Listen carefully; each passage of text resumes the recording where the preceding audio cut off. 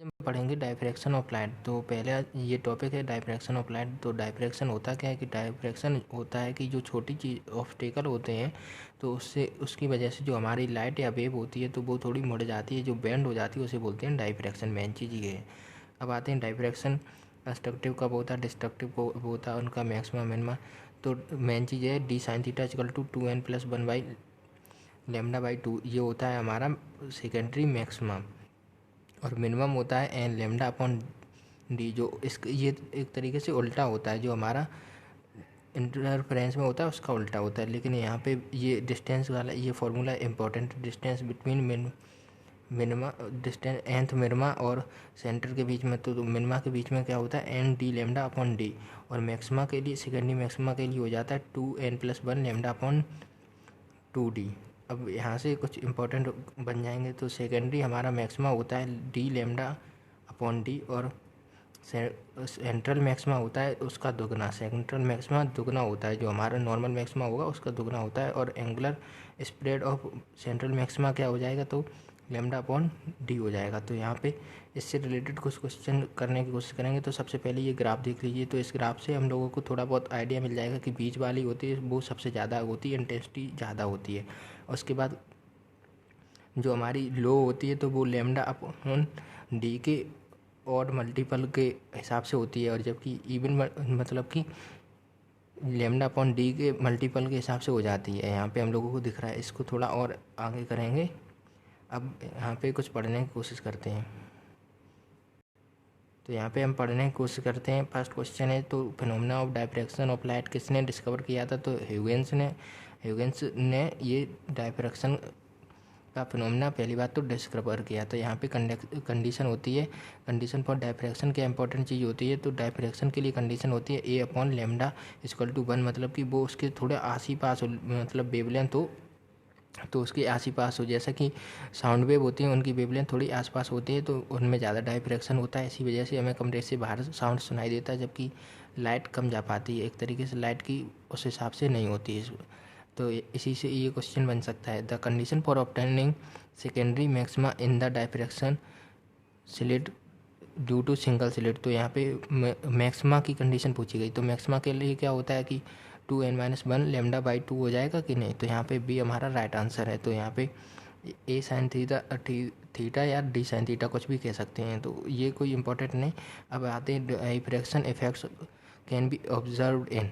तो sound wave में, light wave में, अल्ट्रासोनिक में, या sound as well as light. तो हमारा साउंड और लाइट दोनों में ये एप्लीकेबल होता है। तो यहाँ पे D is the right answer.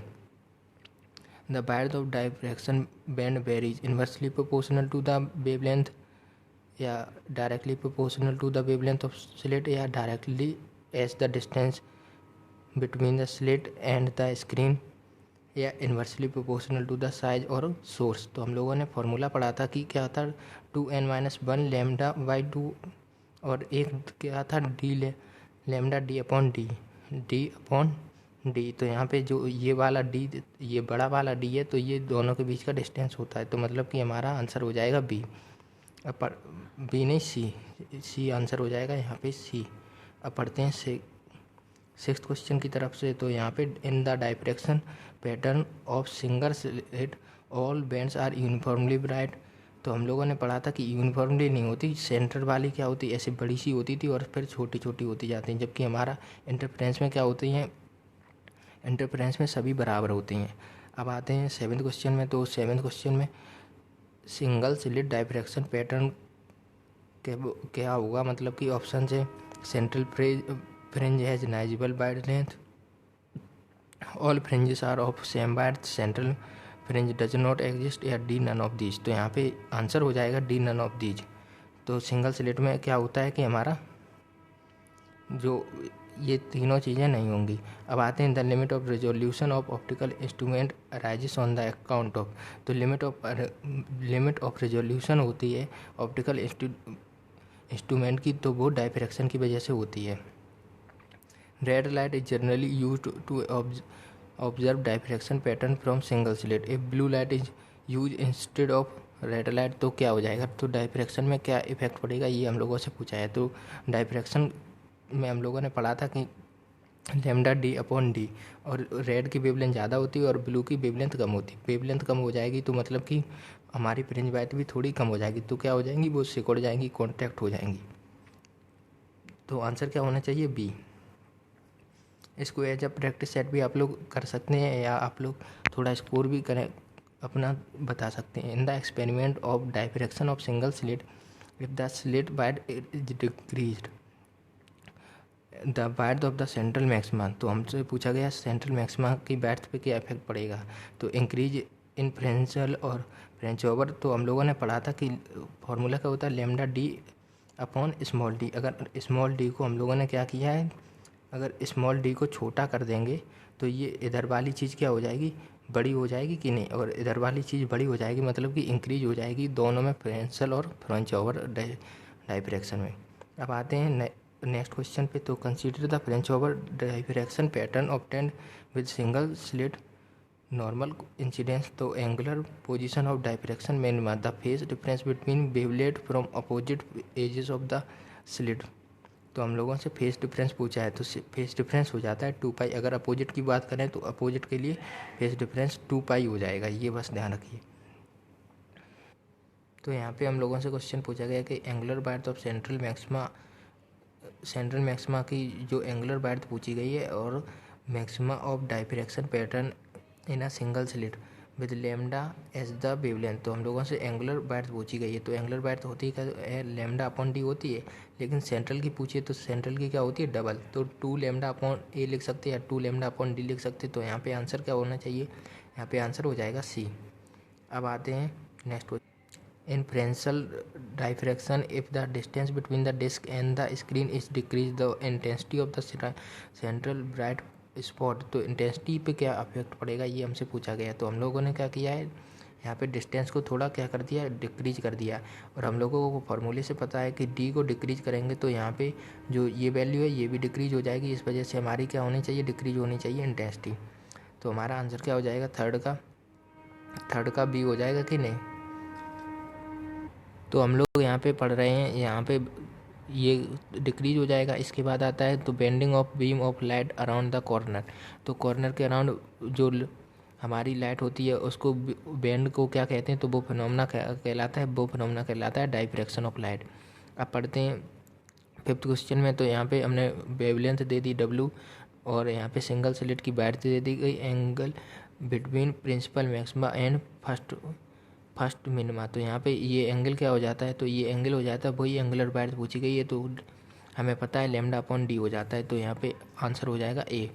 अब पढ़ते हैं 6th क्वेश्चन पे। Diffraction pattern is obtained using a beam of red light, what happens if the red light is replaced by. तो हमने ये क्वेश्चन वैसे भी पढ़ चुके, तो रेड लाइट को ब्लू लाइट से कर देंगे तो क्या होगा, तो हमारे डायफ्रैक्शन क्या हो जाएगा, मतलब कि थोड़ा पतला हो जाएगा, सिकुड़ जाएगा एक तरीके से। तो diffraction become narrower and crowded together, तो मतलब कि वो थोड़ा सिकुड़ जाएगा। तो यहाँ पे क्या हो जाएगा, b is the right answer. अब पढ़ते हैं 7th क्वेश्चन पे। तो डायफ्रैक्शन और इंटरफेरेंस हमें क्या बताते हैं, हमें वेव नेचर ऑफ लाइट के बारे में बताते हैं डायफ्रैक्शन और इंटरफेरेंस। तो हमारा b is the right answer. अब पढ़ते हैं 8th क्वेश्चन पे। तो 8th क्वेश्चन में diffraction effects are easier notice in case of sound wave than in case of light wave. तो यही मैं क्वेश्चन बता रहा था, ये इंपॉर्टेंट भी है एक तरीके से। तो ये क्यों होता है, तो साउंड वेव होती हैं लॉन्गिट्यूडनल, इस वजह से कानों से सुनी जा सकती है, इस वजह से कि मैकेनिकल वेव होती हैं, या sound wave are of longer wavelength. तो साउंड वेव की वेवलेंथ होती है वो थोड़ी बड़ी होती है, इस वजह से वो ज़्यादा इजियर नोटिसेबल होती हैं एक तरीके से। और direction of the first secondary maxima in the French hopper at a single slit is given by. तो हम लोगों ने क्या पढ़ा था कि मैक्सिमा की बात कर रहा है, तो मैक्सिमा क्या होना चाहिए, 2n-1 लेमडा बाई 2 होना चाहिए कि, और साइन होना चाहिए। तो पहले साइन देखो, ए साइन थीटा बाई और 2n-1। तो यहाँ पे n रखेंगे तो n इक्वल टू 1 रखेंगे, n इक्वल टू यहाँ पे क्या रखेंगे, फर्स्ट सेकेंडरी मैक्सिमा पूछा है तो 9th का हो जाएगा ए साइन थीटा 3 लेमडा बाई 2, 2 जब 4-1, तो यहाँ पे 3/2 हो जाएगा। अब आते हैं 10th क्वेश्चन पे। Angular bytes of central maxima of a diffraction pattern on a single slit does not depend on. तो हमारी एंगुलर बाइट किसी चीज़ पे डिपेंड नहीं करती है, ये हम लोगों से पूछा है। Distance between slit and screen wavelength wavelength, width of the slit या फ्रिक्वेंसी ऑफ द लाइट। तो इन तीनों चीज़ों पे करती है, सिर्फ हमारी स्क्रीन और उसके डिस्टेंस की वजह ऊपर नहीं करती। फॉर्मूला होता है λ/d इस वजह से।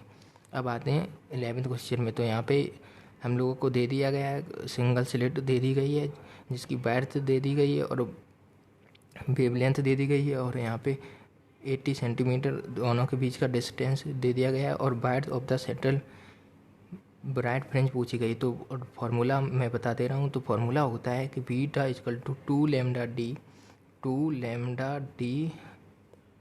Upon small d। तो इससे अगर करना चाहो तो कर लो, लेकिन इस टाइप का क्वेश्चन आएगा ही नहीं, ये समझ लीजिए। तो बस ख़त्म कहानी।